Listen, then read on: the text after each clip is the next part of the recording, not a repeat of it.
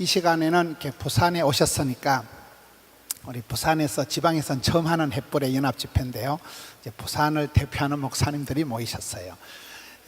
부산에 가장 중앙에 있는 교회가 서울의 영락교회 같은 데가 부전교회예요. 부전교회.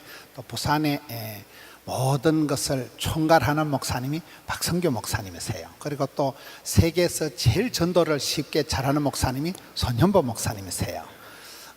저희 이렇게 세 명을 한 10년 정도 동안 이렇게 길러준 분이 이제 지금 나오십니다. 그래서 우리 재홍준 목사님은 부산의 성시화를 대표하셔서 최근 한 10년 동안 부산 영계를 총괄을 하신 어른이십니다. 오늘 잠시 오셨는데 저희들이 다 우리가 큰 형님처럼 모시는 어른이니까 오늘 전체적으로 기도를 좀 해달라고 재홍준 목사님이 기도 한 판 하시고 그 다음에 이제 우리가 순서를 진행하려고 합니다. 재홍준 목사님 나오시겠습니다.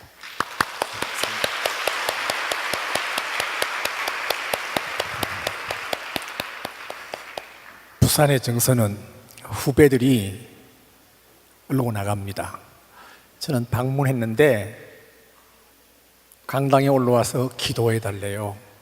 그래서 부산 정서는 그렇습니다. 후배들이 하락하면 선배들이 합니다. 기도하겠습니다. 하나님 아버지, 하나님께서 귀하게 여기는 동력자들을 모아주시고 성령의 능력이라는 주제와 또한 하나님께서 그동안 너무나 귀하게 사용하셨던 김하중 장로님을 세우셔서 모든 우리 사역자들에게 도전을 주신 하나님 참으로 감사합니다. 아멘. 이어서 우리 부산에서 앞으로 크게 쓰임받고 지금도 쓰임받고 미래에도 멋지게 쓰임받을 귀한 종들을 세우셔서 지금 아름다운 시간을 가지려고 합니다. 주님, 미래 교회를 위해서 말씀 전하려고 하는 박성규 목사님, 또 미래 목회를 위해서 말씀을 전하고 나누려고 하는 손현보 목사님, 그리고 또한 미래 사역을 위해서 우리 또 귀한 동력자들에게 도전을 주려고 하는 우리 김 목사님, 하나님께서 성령으로 붙잡아 주시어서 이 복된 시간에 우리 모든 동력자들이 나에게 주시는 말씀이라고 받으면서 향후 5년 동안을 설계할 수 있도록 주님 축복해 주시옵소서. 아멘. 예수님 이름으로 기도합니다. 아멘. 아멘. 감사합니다. 목사님. 호산나교회 원로 목사님, 부산의 성시화를 10년 동안 이끌어오신 우리 어른 목사님이십니다. 감사합니다. 우리 세 명이 돌아가면서 15분 동안 짧게 특강을 하고 나중에 질의 토론이 있는데 제 생각에 질의 토론은 안 할 생각이에요. 그래서 시간이 조금 타이트하게 돌아가는데 우리 박성규 목사님은 우리 부산의 차세대 제일 일꾼이세요. 부전교회 아주 전통 있는 교회 담임 목사님으로 오시고 건축도 아름답게 하시고 최근에 국민일보의 겨자씨 칼럼을 보면 저렇게 글을 호소력 있게 잘 적으실 수 있을까? 필력과 영역과 미모 빼고는 다 뛰어난 분이에요. 미모는 우리한테 좀 짜치는 거. 박성규 목사님, 교회의 미래에 대해서, 목회의 미래에 대해서, 사역의 미래에 대해서 15분씩 돌아가면서 그렇게 우리 박성규 목사님 먼저 박수로 모시겠습니다. 감사합니다. 충청도 사람들은 말은 느리지만 줄여서 잘합니다. 같습니다도 두 글자입니다. 가시우. 괜찮아요도 두 글자입니다. 되시우. 저와 함께 춤을 추시겠습니까? 꽤 긴 문장인데 두 글자입니다. 출교. 충청도 이발소에 미국인이 들어왔습니다. 시골 아저씨가 뭐라고 그랬냐면 와슈 그랬어요. 이 충청도 말로는 오셨습니까? 반갑습니다. 영어의 How are you쯤에 해당되는 인사입니다. 근데 미국인이 듣기에는 what, 무엇을, see, 보고 있느냐, you, 너는. 조동사 to는 빠졌지만 너 뭐 보고 있냐고 이해했습니다. 이발소에 들어갔더니 큰 거울이 있어서 거울 보고 있다고 미루어 그랬더니 앉자마자 머리를 빡빡 밀었다라는 얘기가 있습니다. 소통이 되지 않으면 이런 고통이 따르게 되어 있습니다. 짧은 시간이지만 소통의 시간이 되었으면 좋겠습니다. 5년 후 미래 목회는 어떻게 될까? 먼저 들어가는 말입니다. 미래학자 최윤식 박사님의 말씀에 따르면 미래란 하나님의 계획 안에 있지만 하나님께서는 인간에게 다가올 미래를 준비할 지혜를 주신다고 합니다. 그러므로 미래는 어느 정도 예측이 가능하다. 그럼 어떻게 예측할 수 있는가? 미래학자인 엘빈 터플러는 미래를 예측하는 방법은 오늘 일어나는 변화를 통해서이다. 그래서 오늘의 변화를 잘 살펴보면 5년 후에 한국 사회와 한국 교회의 상황을 미루어 짐작할 수 있겠습니다. 그렇다면 5년 후 한국 사회는 어떻게 변할 것인가? 가장 큰 변화는 4차 산업혁명 시대에 가속합니다. 인공지능과 그리고 빅데이터와 그리고 정보통신기기의 융합을 통해서 사회가 놀랍도록 바뀌게 되는데, 이것은 사람들의 생각도 바꾸고 우리가 목회하고 있는 성도들의 가치관과 행동 양식도 바꿀 것으로 보입니다. 예를 들면 커피잔에 센서를 부착해서 커피를 마시는 동안 적정 온도가 유지되는 기능, 이런 사물 인터넷이 생길 것입니다. 냉장고에 사용 만료가 가까워오는 음식에 대해서 모니터에 뜨는 기능들도 생기게 될 것입니다. 그리고 자율 자동차가 생겨서 운전하지 않고 앉아있기만 해도 되는 시대가 올 것입니다. 근데 이것은 굉장히 교회에 유익이 될 것 같아요. 주차장이 부족한 교회가 많은데 자율 자동차한테 입력해 놓으면 예배 때 태워다 주고 집에 갔다가 예배 끝날 때 나를 태우러 오니까 주차장이 좀 부족해도 괜찮은 시대가 올 것 같습니다. 그러니 심각한 문제는 일자리 문제가 될 것 같습니다. 로봇과 인공지능이 대신하는 일자리, 이로 인해서 많은 사람들이 직장을 잃어버리고 성도들 가운데 그런 고통을 갖고 있는 성도들이 늘어날 것으로 예측됩니다. 또 하나는 개인화된 사회성인데 1인 가구가 계속해서 증가하는 것도 목회적 현장의 변화가 될 것입니다. 뿐만 아니라 개인주의가 강화되기 때문에 소위 말해서 욜로족, You only live once, 한 번밖에 못 살아, 인생을 즐겨. 그래서 주일 성수의 개념도 많이 희박해질 수 있고 헌신도 약화될 수 있습니다. 저출산 및 고령화가 가속될 것입니다.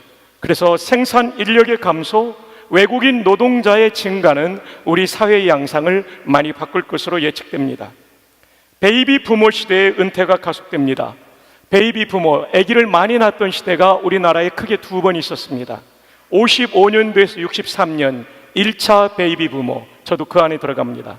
2차 베이비 부모 68년도에서 74년도.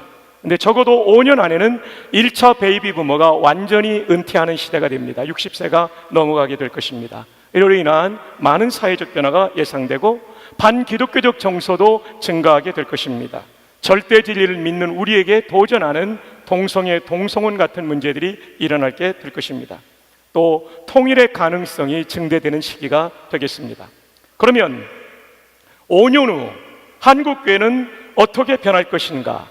첫 번째로는 개인주의가 아주 심화될 것 같습니다. 자기중심성. 우리 신앙의 핵심은 하나님 나라, 하나님을 왕으로 모시는 건데 자기가 왕이 되고 주인 된 성도들이 많다는 것, 이것이 목회의 위협이 될 것 같습니다. 또 하나, 교회들이 어려워지다 보니까 교회 연합보다는 개교회화로 갈 가능성이 높습니다. 또 하나는 유목민 그리스도인, 노매드 크리스천이 늘어날 것입니다. 그래서 자기의 취향대로 1년은 이 교회를 다녔다가 그 다음에는 또 다른 교회를 가는, 이런 소속감이 없는 교인들이 늘어날 가능성이 있습니다. 저출산의 영향과 스마트폰과 이런 사회의 문화의 영향으로 교회를 떠나는 다음 세대가 많아질 것으로 보입니다. 또한 목회 권위에 대한 존중이 옛날 같지 않아질 것 같습니다. 한편 또 하나의 위기는 다음 세대의 젊은 부교육자님들이 동년배들과 같은 의식을 가지고 교회 안에서 사역을 하기 때문에 사명감의 결여도 나타날 수 있다는 것이 우리에게 위기의 요소가 되겠습니다. 자, 그렇다면 이렇게 쉽지 않은 상황 속에서 5년 후 한국교회가 지속 가능한 부흥을 이룰 수 있는 대안은 무엇일까요? 여기에 대해서 말씀을 살펴보겠습니다. 그래도 희망이 있는 것은 조금 전에 우리 김하중 장로님 말씀처럼 희망이 있는 것은 성령님이세요. 왜냐하면 사람은 하이테크놀로지 시대, 소위 말해서 하이테크 시대에 진정 필요한 것은 마음을 만져주는 하이터치가 필요하기 때문이죠. 이것은 미래학자인 존 네이스비트 박사가 한 말입니다. 하이테크 첨단 기술 시대에 사람들은 하이터치를 더 갈망한다. 맞습니다. 편리하다고 사람이 행복한 것이 아니라 마음에 하나님의 만지심이 있어야 되죠. 그렇다면 하이터치를 이룰 수 있는 사역은 무엇입니까? 가장 중요한 것은 성령의 충만함입니다. 김하중 장로님 같은 성도님들을 세울 수 있다면 이 변화하는 한국 사회 현상 속에서도 얼마든지 교회는 부흥할 수 있다고 믿습니다. 그래서 우리 목회자들이 설교와 기도와 신앙훈련에 성령의 강력한 기름 부으심, 이번에 우리 주제가 성령으로 사역하라 했는데 맞습니다. 오직 성령님이 우리 모든 문제에 답이 되시는 줄로 믿습니다. 그 다음 중요한 것은 하이터치는요, 개개인에 대한 한 사람 정신의 돌봄입니다. 목회자가 한 사람 한 사람을 붙잡고 그를 돌볼 때, 때로는 담임 목사님이, 때로는 부목사님이 하겠지만 그 돌봄이 있을 때 마음에 감동이 일어나게 되고 상한 마음이 회복되죠. 그 다음에 중요한 것은 균형 잡힌 영성입니다. 첫 번째는 로고스입니다. 로고스는 말씀이라는 뜻도 있지만 이성이라는 뜻도 있어요. 요즘 우리 성도님들을 보면요, 우리 부목사님들 가운데 정말 설교를 잘하는 분도 있는데 어떤 분은 논리성이 떨어져요. 그러면 성도들이 그런 얘기들을 종종 해요. 목사님, 어느 목사님은 참 좋은데 어느 목사님은 무슨 말씀을 하시는지 모르겠어요. 그래서 목회자들의 이런 논리적인 훈련도 굉장히 필요합니다. 자막을 좀 띄워주시면 좋겠습니다. 로고스. 두 번째로는 파토스입니다. 근데 사람은 논리적으로 잘 정리했다고 해서 마음이 움직이는 것이 아니라 성령의 은혜로 말미암아 파토스, 감동이 돼야 됩니다. 감동 있는 사역. 세 번째로는 에토스. 논리도 있고 감동도 있는데 삶이 엉망인 목회자를 통해서는 사람들이 메시지를 들으려고 안 하죠. 에토스가 중요합니다. 실천이죠. 여기서 에틱이라는 영어 단어, 윤리가 나오죠. 그 다음에는 미토스입니다. 아무리 그래도 하나님이 역사하시는 신비한 영역에 신비한 능력이 나타나지 않으면 목회는 사람을 바꾸고 희망을 줄 수 없죠. 미토스. 이상 네 가지, 로고스, 파토스, 에토스, 미토스는 조직신학의 신인식론에 나오는 내용입니다. 하나님을 어떻게 알아가느냐, 이 네 가지입니다. 우리의 목회에 이 네 가지의 균형 있는 영성이 있기를 바랍니다. 이게 하이테크 시대를 이길 수 있는 하이터치입니다. 그 다음에 또 하나는 목회자의 자질과 사명감의 향상입니다. 이엠 바운즈는 하나님의 방법은 지금도 사람이다. 맞아요. 결국은 변화된 목회자와 변화된 평신도가 세상을 바꿀 수 있는 것이죠. 그러기 위해서는 보다 깊이 있는 영성, 성령 충만한 기도와 성경 이해와 말씀의 전달의 자료로 나가야 되겠고요. 여러분에게 질문을 드릴게요. 맥타카르트, 맥랩, 이 스코틀랜드 성씨거든요. 저는 박씨고 우리 김문은 형님은 김씨고 우리 손 목사님은 손씨. 손 목사님 저랑 동갑입니다만은 정말 감사합니다. 맥타카르트, 맥랩. 여러분 이 성씨의 뜻이 뭔지 아십니까? 맥타카르트라는 이름은 신부의 아들이라는 뜻입니다. 신부가 성적인 탈선을 저질러서. 맥랩은 수도 원장의 아들이라는 뜻입니다. 중세의 기독교가 목회자들이 얼마나 타락했는지를 보여줄 수 있죠. 그래서 그때 나온 말이 성직자의 삶은 평신도의 복음이다. 앞에는 라틴 문장을 제가 써놨습니다. 우리 목회자들이 여기 많이 계신데요, 결국은 우리의 인격과 삶이 성도들에게 걸림돌이 되지 않고 디딤돌이 되는 것이 중요하죠. 그래서 저는 70세 이하 여성하고는 악수를 안 합니다.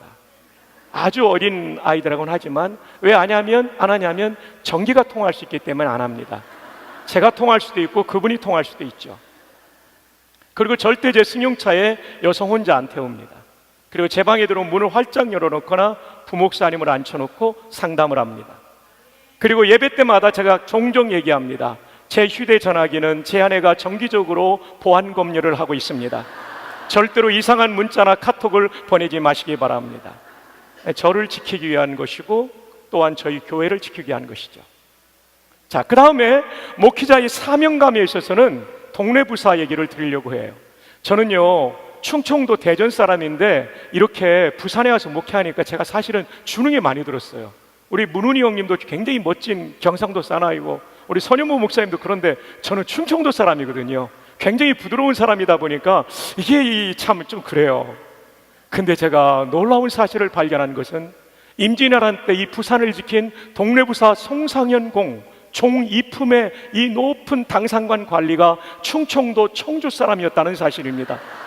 제가 얼마나 격려를 받았는지 몰라요. 예, 고니시 유케나가가 우리 부산을 쳐들어와가지고 그러죠. 동래성에 도착해서 전직전이 부전직가도 싸우려면 싸우고 아니면 길을 비켜라, 항복하라는 얘기예요. 이 송상현 부사가 이렇게 말합니다. 전사이 가도난, 전사하는 건 쉽지만 길을 내주는 건 어렵다. 와, 이 사명감이 정말 가슴을 울리더라고요. 동네 전철역에서 본 것을 지금 제가 여러분에게 전해드리는 겁니다. 삼도 수군 통제사였던 이순신 장군께서 말이죠, 충청도 아산 사람이라는 걸 아십니까? 김자진 장군이 홍성 사람이라는 걸 아십니까?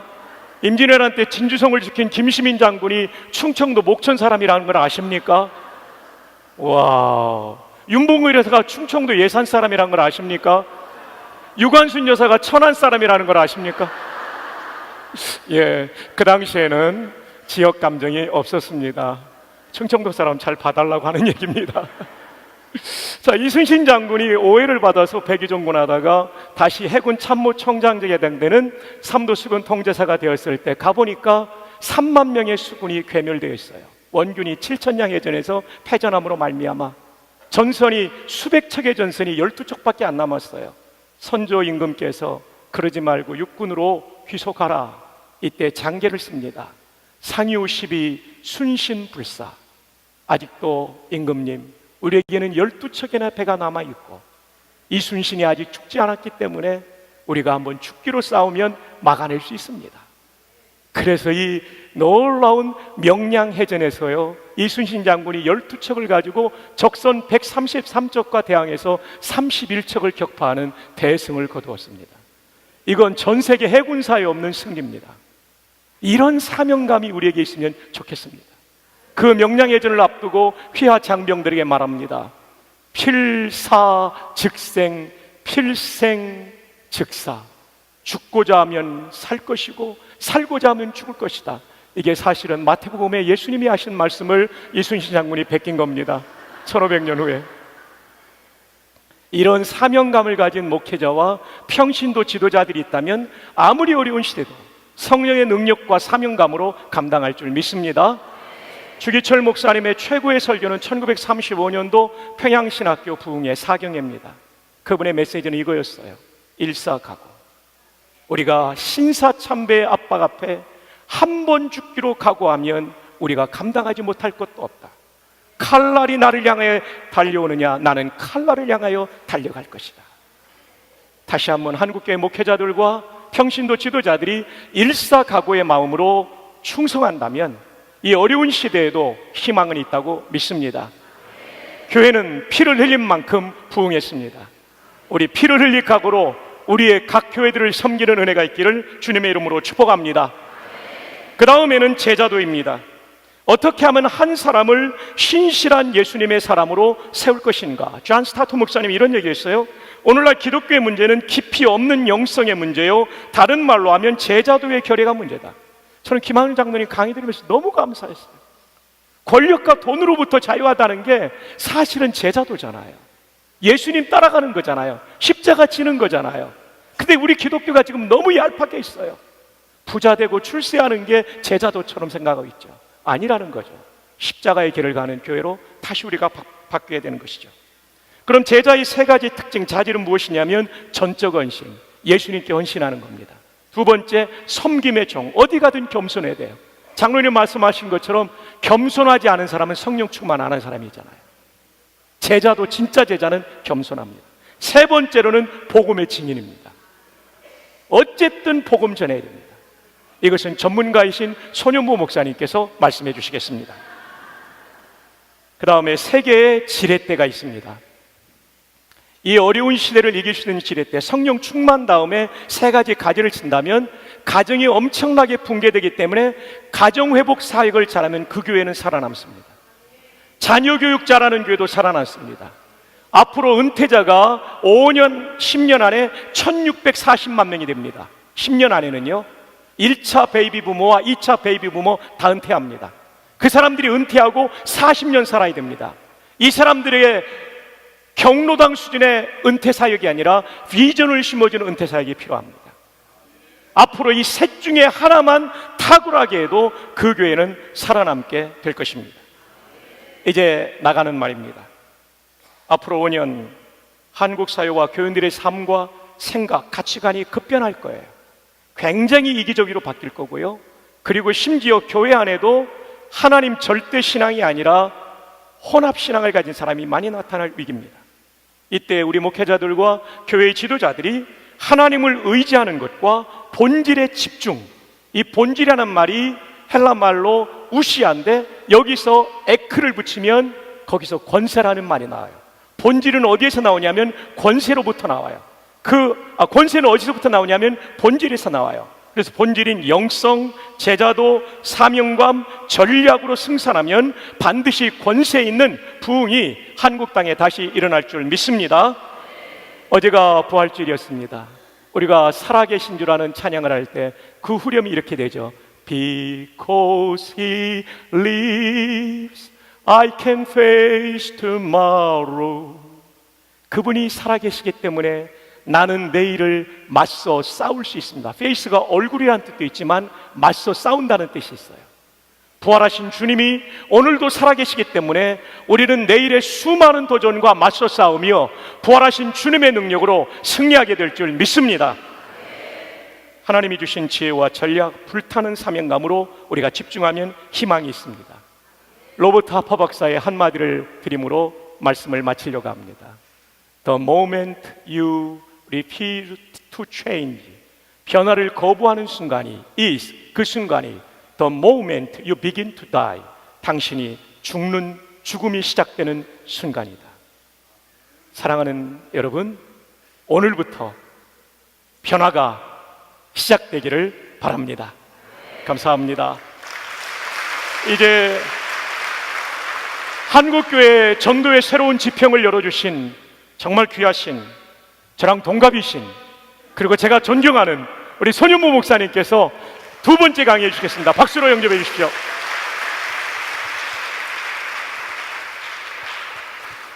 이런 귀한 자리에 설 만한 자격은 별로 없지만은 저는 여러분 이제 목회 미래에 대해서 우리 목사님께서 말씀을 잘 해주셨는데 미래가 걱정이 되고 인구도 줄어들고 여러 가지 문제가 있을 거다 이렇게 생각하지만은 여러분 걱정할 필요가 없는 줄로 믿습니다. 전도하면 됩니다. 우리 그리고 교회가 부흥을 하는 것도 안 믿는 불신자가 80%나 있기 때문에 마음만 먹으면은 교회마다 불신자들을 막 쓸어 담을 수가 있는 것입니다. 저는 대학원을 졸업하고 한 100여 명 살고 있는 세계로 교회에 부임을 해서 그 동네가 한 100여 명 살고 있고 교회는 한 20, 30명 모이는 시골에 쓰러져 가는 그런 교회였습니다. 교회가 40년 됐는데 담임 교육자가 14번이나 바뀌었어요. 제가 15대 담임 전도사 때 부임을 했습니다. 전도를 하면서 어떻게 하면은 이 불신자들을 전도할까? 그걸 연구를 하면서 하나님께서 큰 은혜를 주셔서 불신자를 만나면은 그냥 쓸어 담는 겁니다.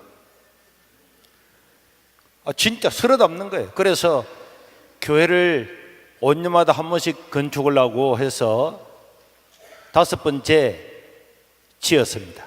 이번에 지을 때는 우리나라에서 연세중앙교회가 가장 크다 그래서 연세중앙교회를 설계했던 집사님을 불러서 그 면적을 그대로 받아서 예배당 안에 있는 그 평수 그대로를 우리 교회에 해서 연세중앙교회 같은 교회를 지었는데 지난주에 다 찼더라고요.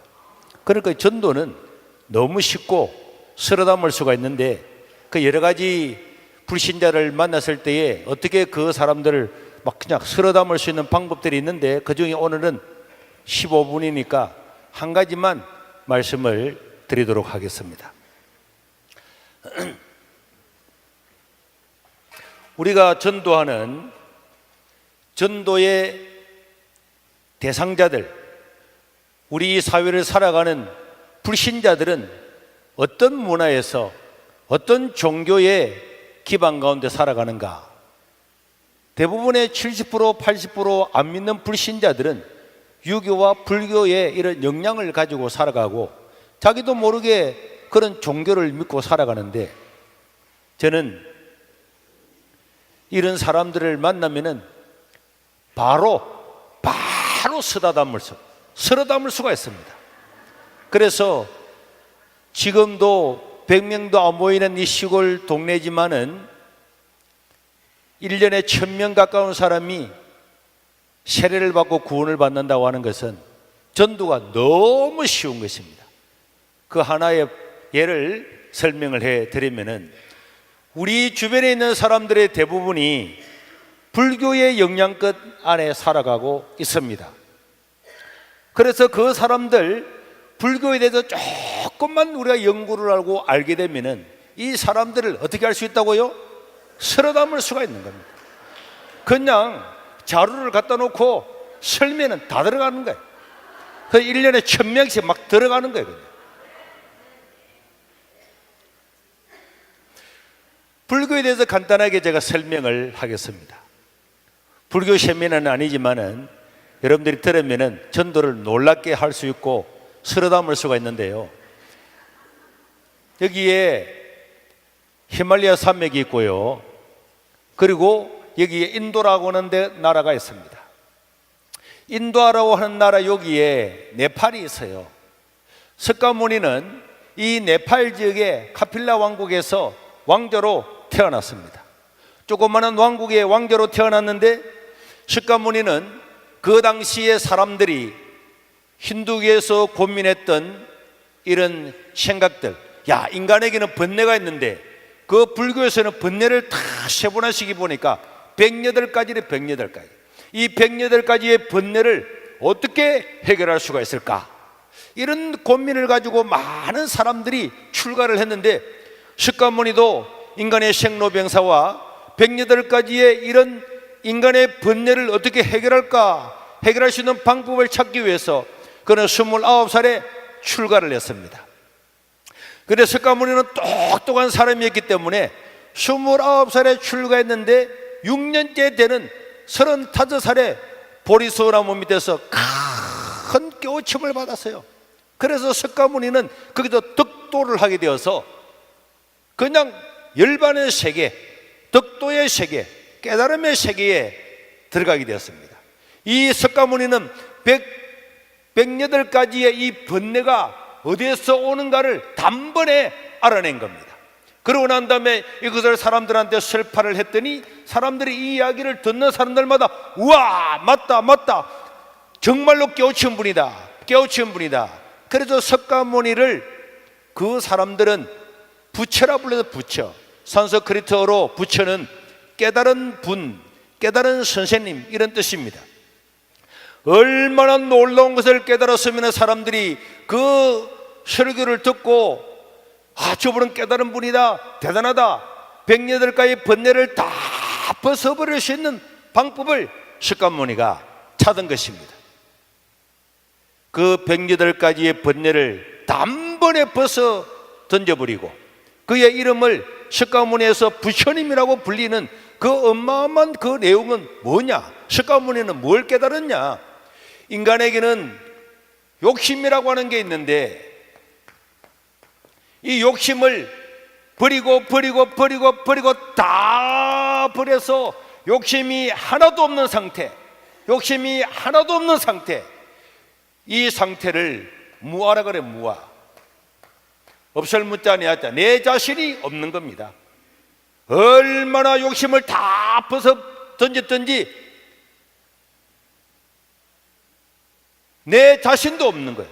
누군가가 와서 나의 핸드폰을 가져간다면은, 야, 이리 가져와. 만약 가져간다면은 고소할 겁니다. 그런데요, 이게 만약 내 게 아니다, 김문은 목사님 거다, 그건 내가 신경 쓸 필요 없는 거죠. 뭐 가져가더니 말 내 것도 아닌데. 누군가가 와서 내 뺨을 때린다, 나 참을 수가 없습니다. 왜 때려? 폭행죄로 고소할 수 있습니다. 그런데 이 뺨이 내 뺨이 아니다, 박성규 목사님의 뺨을 때렸다, 그럼 내가 신경 쓸 것도 없는 거죠. 그래서 이 석가모니는 인간이 자기 자신, 내 것이라고 하는, 자기 자신이라고 하는 그런 것들 다 버리고 어떤 것도 내 것이 아니다, 무아, 내가 없는 상태, 무아지경, 이런 무아의 상태를 니르와나라 그래서 이것을 우리나라 말로 번역하면은 열반이라 그래. 열반, 해탈이라 그랬습니다. 어떤 사람이 열반에 들었냐? 자기의 욕심을 다 버려서 자기 자신이 없는 상태까지 가는 것. 스님이 다리를 건너다가 연꽃 심은 연못에 풍덩 빠졌습니다. 빠져가지고 조금 있었더니 건물이들이 와가지고 막 꽉꽉 건물고 피를 딱딱 빠는 거예요. 내 몸이면은 내가 아플 건데 내 몸이 아니에요. 그리고 건물이가 아무리 빨아도 그냥 놔두는 겁니다. 내 몸 아니다. 요런 상태, 요런 상태를 열반의 세계라 그러죠. 그래서 스님이 돌아가시면은 열반의 세계에 들어갔다고 하는 것은 더 이상 욕심이 없는 세계에 들어갔다, 그런 뜻입니다. 이렇게 놀라운 것을 깨달아서 인간이 욕심을 다 버리면은 모든 번뇌에서 벗어나고 해탈할 수 있다, 이걸 깨우쳤지만은 석가모니는 단 한 번도 내가 여러분들의 구원자다, 나를 믿으면 극락갑니다, 내가 여러분들을 극락의 세계로 인도해 주겠습니다, 이렇게 말한 적이 단 한 번도 없었어요. 석가모니의 제자 중에서 아난다와 춘다라고 하는 수제자 같은 사람이 있었는데, 이런 사람들이 와서 물었습니다. 선생님, 우리가 원래는 다 힌두교를 믿고 있는 사람이었는데 선생님을 따라와서 선생님의 제자가 되었습니다. 힌두교는 돌고 돌고 전생이 있다고 그러는데 선생님, 죽고 나면 어떻게 되겠습니까? 이렇게 물을 때마다 석가모니는 내가 살아있는 인간의 일도 다 모르는데 죽고 난 다음에를 내가 어떻게 알겠느냐. 그러나 석가모니의 제자들은요, 집요하게 그게 궁금해서요 계속적으로 물었습니다. 물을 때마다 석가모니는, 얘들아, 나는 죽고 난 다음에는 난 모른단다. 망고나무에 망고가 열려서 또 망고 열매가 떨어져서 또 망고가 되고 망고나무가 되고 또 열매가 떨어져서 망고 되는 이런 재생은 있을지 몰라도 환생이라든지 이런 것들은 나는 인정할 수 없고 모른다. 그런 토론을 수도 없이 많이 했습니다. 석가모니는 마지막에 죽을 때 유언을 남길 때도 이런 유언들을 다 남기면서 나는 구원자가 아니다, 나는 진리를 찾아가는 구도자에 불과하다, 인간이 욕심을 버려야 구원을 받고 인간이 욕심을 버려야 번뇌에서 벗어난다는 걸 알았지만은 나는 구원자가 아니다, 이런 이야기를 했습니다. 그래서 석가모니는요, 석가모니가 죽고 난 다음에 200년이 지났습니다. 석가모니가 죽고 난 다음에 200년이 지나고 난 다음에 500명의 성녀들이 모여서 석가모니가 일생 동안 가르쳤던 모든 내용을 경전에다가 다 적었어요. 우리 같으면 마테마가 누가 요한처럼 다 적었는데, 그 석가모니가 죽고 200년 지나고 난 다음에 500명의 성녀들이 석가모니의 일생의 어록을 적은 것이 아함경이라고 하는 것입니다. 아함경. 이제 한국어로 번역이 됐는데요, 이 아함경은 원래의 아함경을 긴 그대로를 장아함경, 요약한 것을 중아함경 그러는데 동국대에서 동국대 도서관에 지금 보관이 되어 있습니다. 그런데 이 장암경, 이게 원래의 석가모니의 어록과 형적을 다 기록한 것입니다. 그런데 이것은 종교가 아니었기 때문에 인도 사회에서 이 암경을 믿고 있는 불교는 흐지부지 되다가 그 다음에 이 스리랑카라고 하는 이쪽으로 이번에 테러가 일어났던 스리랑카 지역에만 내려와 가지고 여기만 지금도 조금 믿고 조금 믿다가 말았어요. 석가모니는 인도의 힌두교 사회에 태어났지만은 힌두교의 카스트 제도 있잖아요. 힌두교의 카스트 제도, 브라만, 크자트리아, 미드, 수드라, 이런 사람들은 다 수드라는 노예처럼 살아가는 불가천족들, 노예처럼 살아감에도 불구하고 이 사람들은 화를 내거나 데모하거나 부당하다고 이야기하지 않고 그들 전부 다 받아들였어요. 석가모니가 볼 때 짐승만도 못하게 살아가면서도 이 인간들이 그대로 있는 걸 보고 왜 있느냐 보니까 이 뒤에는 윤회설이 있었습니다. 자기가 전생에 죄를 지어서 여기 태어났기 때문에 이 죄업을 다 받아야만이 다음 세상에 좋은 세상에 태어날 수 있다. 그래서 자기의 죄업을 다 받아야 된다고, 전생에 죄를 지어서 여기 태어났기 때문에 자기의 죄업을 다 받아야만이 다음 생에 태어날 수 있다. 여기 있는 브라만 계층의 사람들은 자기들은 전생에 좋은 일에서 태어났기 때문에 도와줄 이유가 없다. 그래서 이 계급 사회를 바라보면서 석가모니는 탄식을 하면서 이렇게 비상식적인 인간 사회가 형성된 모든 것들은 이 힌두교의 윤회설 때문이다. 그래서 석가모니는 이 윤회설을 인간이 만든 사상 중에서 가장 간악하고 사악한 것이다. 그래서 윤회설을 폐지시켜 버렸죠. 그래서 힌두교에서 쫓겨나와서 불교라고 하는 것을 형성을 했지만은 석가모니 사후 200년 정도 되었을 때만 해도 이 불교는 인도 사회에서 아주 소수의 종교가 되었다가 스리랑카 지역으로 가버리고 말았습니다. 그런데 놀라운 것은 석가모니가 죽고 난 다음에 700년이 지나서 놀라운 일이 일어났어요. 석가모니 사후 700년이 지나고 난 다음에 이 인도의 브라만 계층 중에서 나가라주나, 한자어로는 용수보살이라 그래요. 이 나가라주나라고 하는 브라만 계급의 사람이 나타나가지고 이 사람이 새로운 불교를, 신흥 종교를 만들었습니다. 신흥 종교를 만들었는데 그 주인공 이름을 석가모니라 그랬어요. 석가모니하고는 아무 상관이 없는데 이 사람 이름을 석가모니라고 이야기를 붙였습니다. 그러고 난 다음에 이 여기에 석가모니가 태어날 때 엄마 옆구리에 태어나서 천상천하 유아독존했다 이런 막 소리 외쳤다는 이런 막 거짓말을 막 만들어 가지고 종교를 만들게 되니까 이 인도 사회 사람들이 원래의 석가모니가 믿었던 이것은 쇠퇴해버리고 없어져 거의 꺼져갈 무렵인데 이 나가라주나라고 하는 사람이 만든 이 제2의 불교, 이 불교를 우리는 대성불교라고 합니다. 원래의 불교는 소성불교라고 그래요. 이 대성불교의 창시자 제2의 석가모니, 나가라주나라고 하는 종교가 신흥 종교를 만들었는데 이 종교가 인도에서 왕성하게 되었습니다. 그런데 당나라 시대 때에 이 소식을 들었어요. 현장법사라고 하는 사람이 이 소식을 듣고는 저팔계하고 손오공을 데리고 히말라야산을 넘어서 인도로 가가지고, 물론 저팔계와 손오공은 뻥이지만은 여러분, 현장법사는 진짜입니다.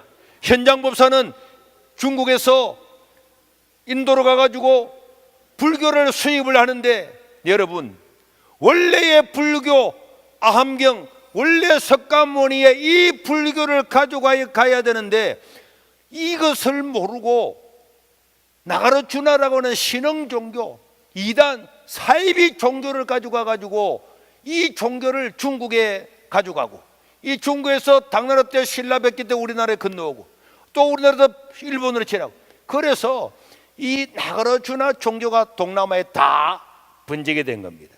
예를 들면은 중국에서 한국에 기독교가 왕성하다 그러니까 한국에 기독교를 수입을 하러 어떤 분이 왔는데 우리 포도원교회 와서 정통 기독교를 가지고 갔으면 다행인데 신천지를 가지고 와가지고는 이게 이래 된 겁니다.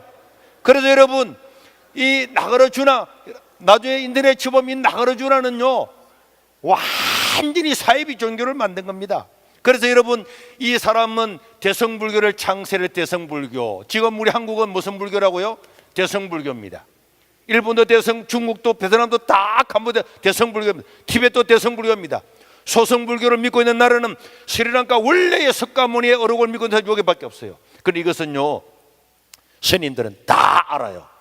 자기들이 믿고 있는 것이 가짜라는 걸 다 압니다. 이단이라는 걸 다 알았어요.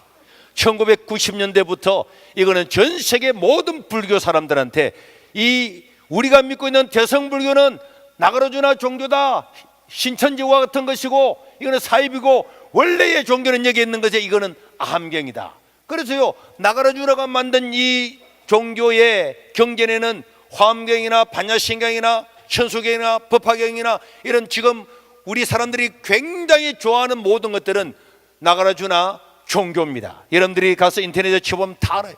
성결 스님 같은 분도 다 알았습니다. 여러분들이 제주신문에 성결 스님과 봉암 스님이 만나가지고 대화했던 내용이 그대로 다 실렸어요.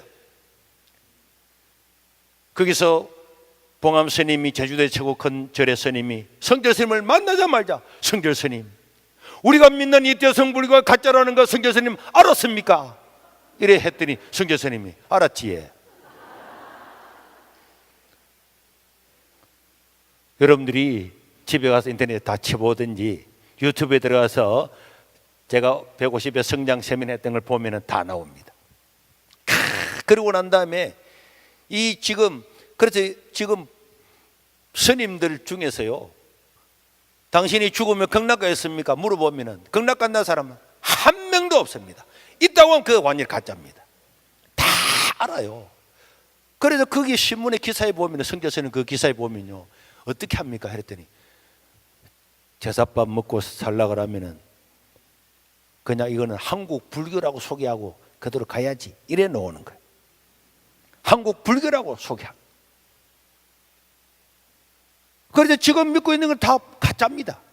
이걸 보여주면요 사람들이 기절초풍하는 거예요. 서로 담는 거예요. 불교인들이 이야기하면은. 성결 스님의 유언을 한번 보여드릴까요? 우리 방송실에서 한번 띄워드리겠습니다. 자, 죽을 때 이렇게 성결 스님 같은 돌을 닦은 분이 죽을 때 이렇게 했다니까. 사람이요 죽을 때 거짓말하고 죽겠습니까? 내 죄는 산보다 높고 바다보다 깊은데 내 어찌 감당하랴. 내가 80년 동안 포기한 것이 헛것이로다. 우리는 구원이 없다. 죄값을 해결할 자가 없기 때문이다. 자기 딸도 불필 스님인데 필이야 내가 잘못했다. 내 인생을 잘못 선택했다. 나는 지옥에 간다. 이런 유언을 남기고 죽었어요. 그래서요 어느 우리 교우 한 사람이 해운대에 있는 주지 스님 한 분을 전도를 해왔어요. 저래요 소금하고 막 소금을 가지고 간장 된장을 많이 담그고 있는데 스님한테 가서 스님 내 따라 한 번만 가면은 내가 이 모든 것들을 소금을 6개월 동안 공짜로 대주겠다니까 안 간다고 하다가 하도 그러니까 왔는데 우리 교회 마당에 도착한 거예요. 그러니까 스님이 화를 냈지만은 그분이 왔는 김에 우리 예배는 한번 참석하시라고 이렇게 이야기를 했더니 그 스님이 예배를 참석했어요. 예배 참석하고 마치고 난 다음에 제가 딱 불러서 스님 이야기했습니다. 스님 내가 방금 이 이야기를 5분 동안 딱 했더니 스님이 무릎을 딱 치면서 아니 젊은 목사님 이거 어떻게 하느냐는 거야. 그러면서 그 자리에서 예수님을 믿고 영접을 했어요. 그러고 난 다음에 그 다음 주가 되니까 자기와 함께 출가했던 스님을 데리고 예배에 또 참석했습니다. 사진을 한번 보여드리겠습니다. 저분이 자기 친구를 데리고 온 겁니다. 그래가 그 다음 사진에 보면은 내가 저 사람도 불러가지고 이야기를 했습니다. 성경을 놓고 설명했더니 저 스님도 그 자리에서 목사님 맞습니다. 우리에게는 구원이 없는데 이제야 구원을 받았습니다. 바로 예수님을 영접했습니다. 한 2주 정도 지났더니 또 한 사람을 또 데려왔습니다. 다음 사진을 보겠습니다. 남자 스님을 또 데려왔어요. 네, 그래서 여자 스님은 원래 집이 안동이기 때문에 이따가 돌아가시고, 그 다음에 두 분은 그 해에 12월 19일 날 세례 선서를 하고, 사진을 보겠습니다. 세례 선서를 하고, 그 다음에 세례를 받고, 다음 사진 보겠습니다. 네, 세례를 받고 또 세례 받고. 자, 이렇게 해서 여러분, 불교 믿는 사람들, 뭐 유교 믿는 사람들, 이 우리나라의 보통 기독교가 아닌 사람들은 다 사이비를 믿고 있는데, 이게 사이비라고 하는 것을 가르쳐주고 여러분들이 믿고 있는 그런 불교, 대성불교는 나가라주나라고 하는 종교입니다. 신천지와 같은 이단입니다. 암적인 존재입니다. 이걸 인터넷 그대로 딱 가지고 딱딱딱딱, 자, 나가라주나 해가지고 딱 딱딱 보여, 대성불교 보여주면요, 사람들이 그 자리에서 세상에 평생 믿어왔던 게 다 헛것이구나. 어떤 사람은 진짜입니까? 진짜죠. 가서 물어보십시오. 집에 가서 인터넷 쳐보십시오. 그래 가가지고 절에 가서 부처님 앞에 절을 하려고 하는데 이거 가짜인데, 이래가지고 교회 와서 세례받고. 그러니까 불신자가, 우리나라 불신자들은 그냥 전도하면 막 서로 담을 수가 있습니다. 여러분들이 조금만 집에 가서 1시간만 연구하면 되고, 잘 모르는 분들은 밖에 나가서 제 책을 보면은 금방 다 알게 됩니다. 이상입니다. 그리고 이제 우리 대한민국의 뭐 히어로고 부산에 전도를 또 선교와 부흥을 주도하고 있는 우리 김문원 목사님 말씀해 주시겠습니다.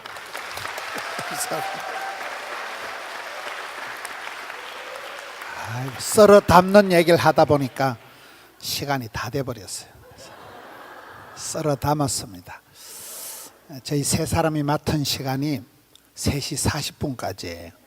제가 8분 동안 나발나발하고 마쳐야 돼요.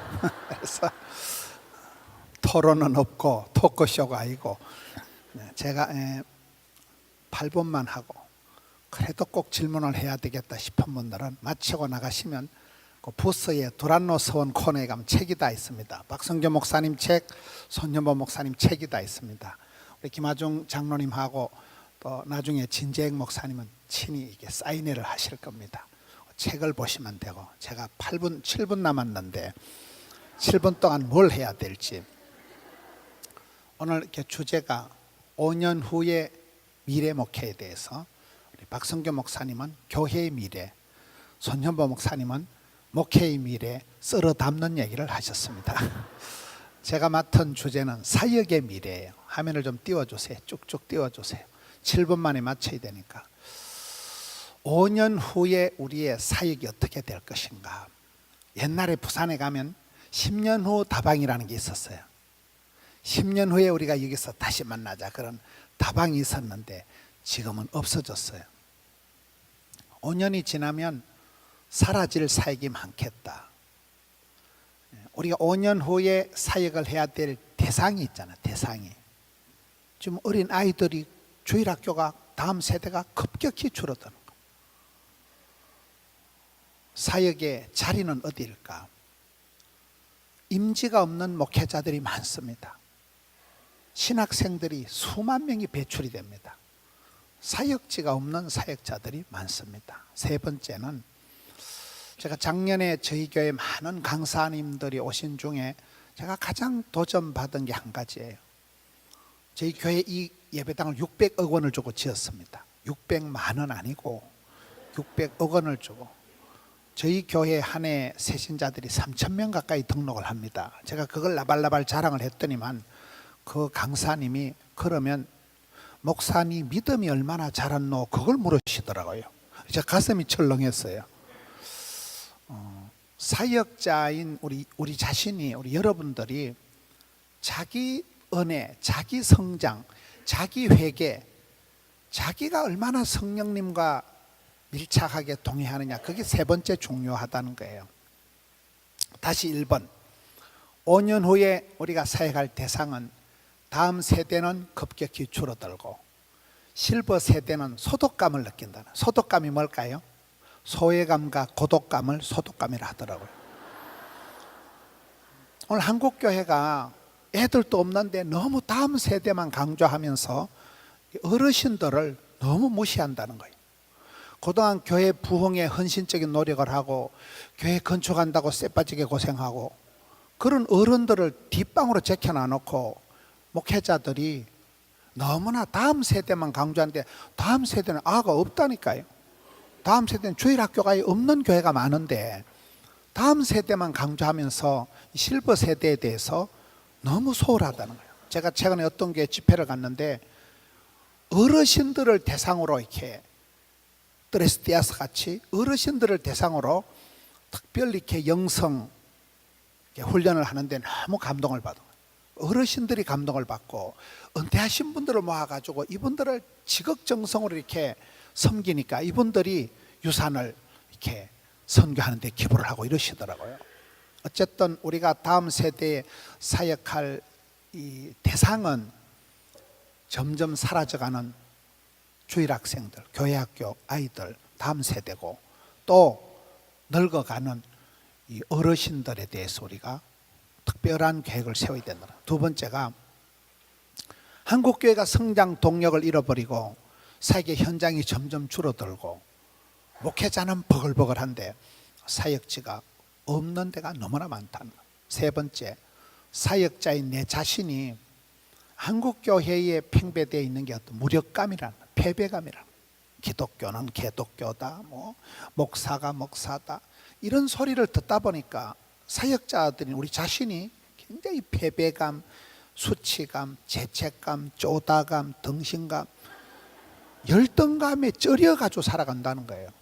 성장 동력이 성장 부흥의 불씨가 꺼진 지 오래라는 거예요. 이거를 사역자 자신이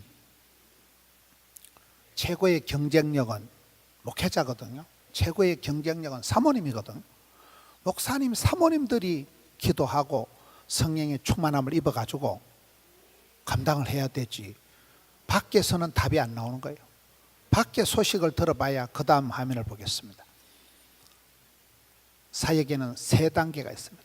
저는 일을 할 때 하나님이 부르시고 교회가 필요하고 시대가 요청하면 해보는 거예요.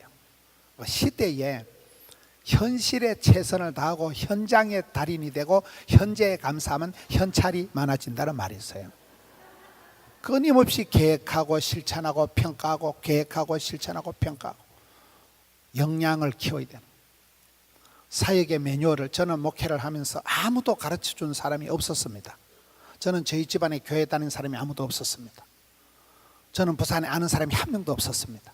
혼자 맨 땅에 헤딩하듯이 하면서 타이밍을, 디테일을, 피드백을, 베스트를, 네트워크를 계속 고민을 하면서 사역을 만들고 지금 저희 교회는 사역팀들이 이번에도 여러분 전부 다 사역팀들이 움직입니다.